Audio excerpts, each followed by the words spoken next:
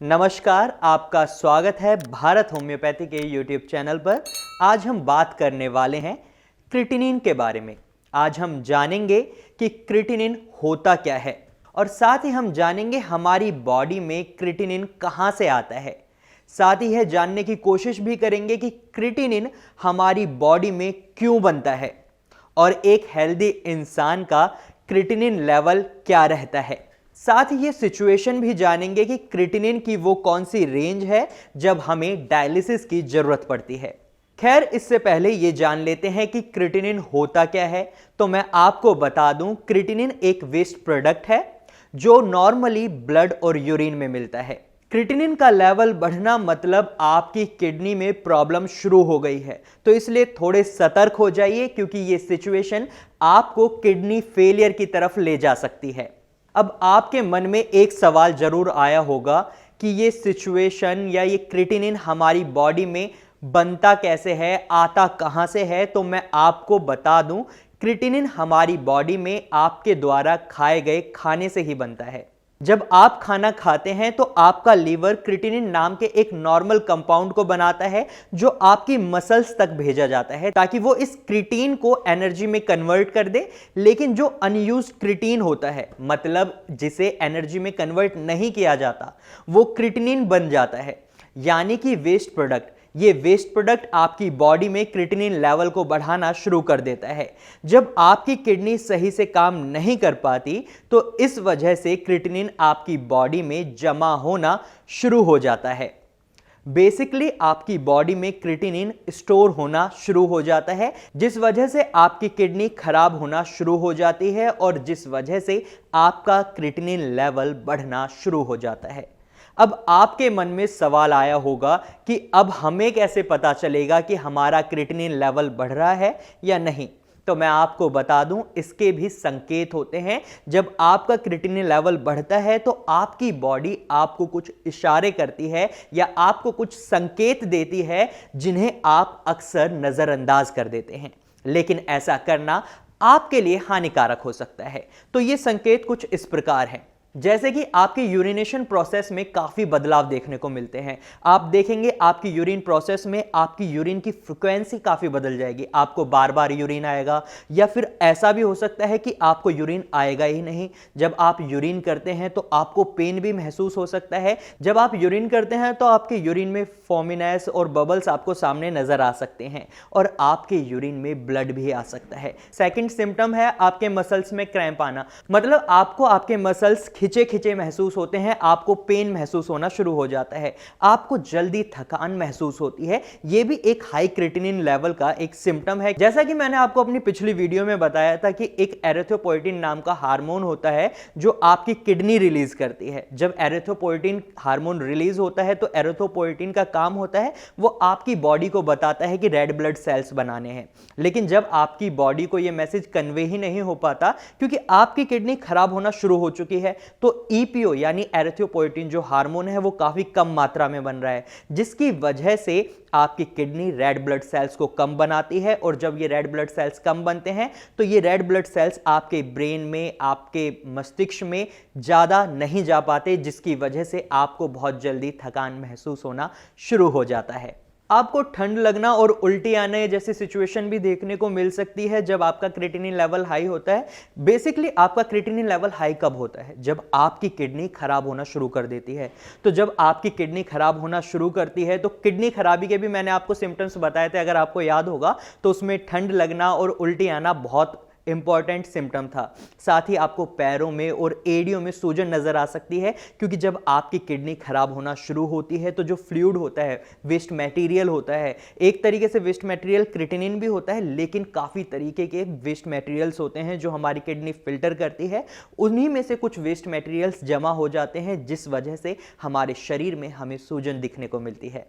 तो ये तो बात हुई संकेतों की कि ये संकेत हमें हाई क्रिएटिनिन लेवल होने पर दिखते हैं। लेकिन अब जान लेते हैं क्रिएटिनिन लेवल के बारे में। आखिर क्रिएटिनिन लेवल को कैसे समझ सकते हैं?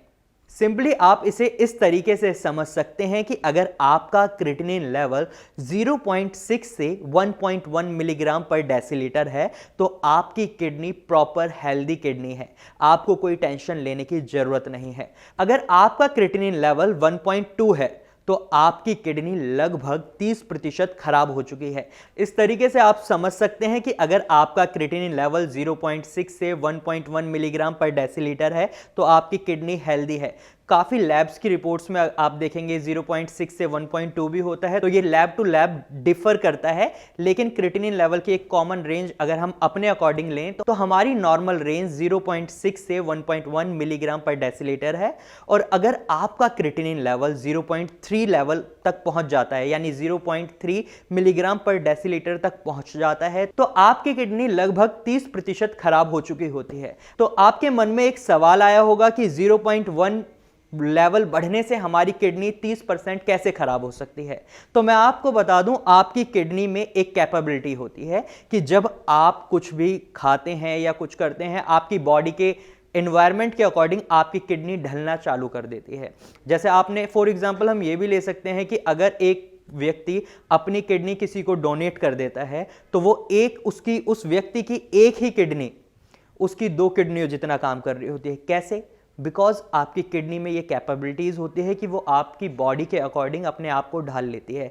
लेकिन जब सिचुएशन खराब होने लगती है तो स्टार्टिंग में क्या होता है, आपकी किडनी उस सिचुएशन के अकॉर्डिंग अपने को ढालती है। सपोज आपकी किडनी खराब होना शुरू हो चुकी है, लेकिन किडनी को पता है कि वो खराब हो रही है, उसके कुछ फंक्शंस डाउन हो रहे हैं, तो दूसरे फंक्शंस अपनी कैपेबिलिटीज बढ़ा लेते हैं। किडनी अपनी कैपेबिलिटीज को बढ़ाती है। वहीं दूसरी तरफ जहां किडनी खराब हुई है वो पार्ट तो खराब ही रहा ना। जब आपको इसके बारे में धीरे धीरे पता चलता है, जब आप इसके सिम्टम्स देखते हैं, जब आपको लगता है कि हाँ मेरे को किडनी में कोई प्रॉब्लम हो रही है, जब आप क्रिएटिनिन लेवल टेस्ट करवाते हैं तब आपको समझ आता है कि आपका क्रिएटिनिन लेवल बढ़ना शुरू हो गया है। लेकिन ये बात आपकी किडनी को बहुत पहले पता चल चुकी होती है।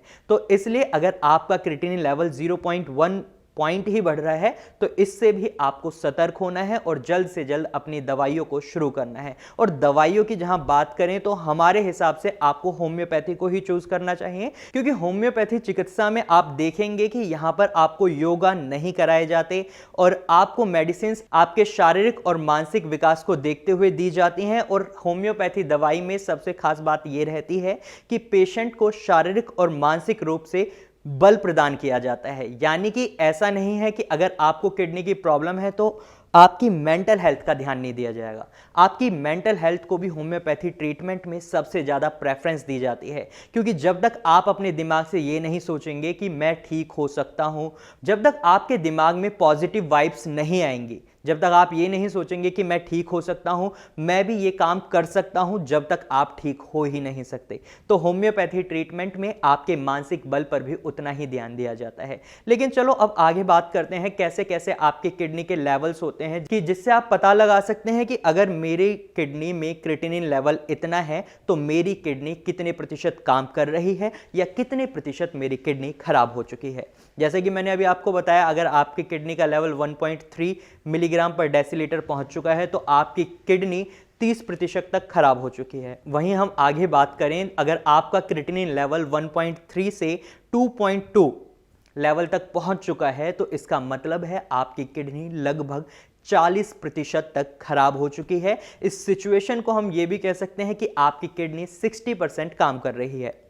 और वहीं जैसे जैसे आपका क्रिएटिनिन लेवल बढ़ता है, जैसे अब आपका 1.3 से हमने 2.2 का एक रेंज ली थी उसमें बताया, और उसी तरीके से जब आपका क्रिएटिनिन लेवल 3.2 तक पहुंचता है तो आपकी किडनी की एफिशिएंसी 50% तक रह जाती है। ऐसे ही जब आपका क्रिएटिनिन लेवल 4.2 तक पहुंचता है तो आपकी किडनी की एफिशिएंसी 40% तक रह जाती है। और उसी तरह जब आपका क्रिएटिनिन लेवल 5.2 पहुंचता है तो आपकी किडनी की एफिशिएंसी सिर्फ और सिर्फ 30% रह जाती है।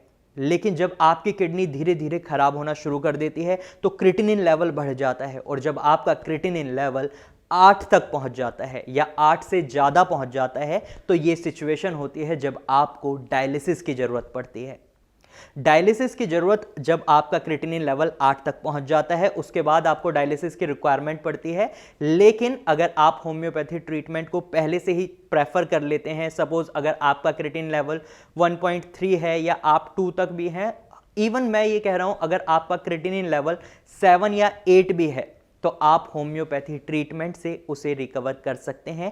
ऐसा नहीं है कि ये क्यूरेबल नहीं है, लेकिन अगर आप इतना वेट करते हैं इस ट्रीटमेंट को चूज करने में, तो आपको काफ़ी सारी प्रॉब्लम्स को फेस करना पड़ता है। ये प्रॉब्लम्स आपके लिए हानिकारक हो सकती हैं, इससे किसी का कुछ बुरा नहीं होगा, लेकिन ये प्रॉब्लम्स आपके लिए इतनी ज़्यादा हानिकारक हो जाएंगी जिसकी वजह से हमें भी, अगर आप बाद में हमारे पास आते हैं तो हमें भी कुछ कॉम्प्लिकेशंस को फेस करना पड़ेगा। लेकिन ये गारंटेड है कि आपका इलाज हो सकता है। ऐसा नहीं है कि आपका इलाज नहीं हो सकता, इलाज आपका हो सकता है। भारत होम्योपैथी पे कांटेक्ट करने के लिए आप नीचे दिए गए कंसल्टेशन नंबर्स पर कॉल कर सकते हैं। अगर आपके मन में कोई सुझाव है या कोई क्वेरी है, अगर आपको कोई समस्या लगती है अपने अंदर, जो सिम्टम्स मैंने आपको बताए हैं अभी, अगर आपको लगता है वो सिम्टम्स आप में नजर आ रहे हैं या आपके किसी रिलेटिव में नजर आ रहे हैं, तो आप फ्री ऑफ कॉस्ट हमें कॉल कर सकते हैं। हमारी टीम आपको फ्री ऑफ कॉस्ट कंसल्ट करेगी, इसका कोई भी चार्ज नहीं लिया जाएगा।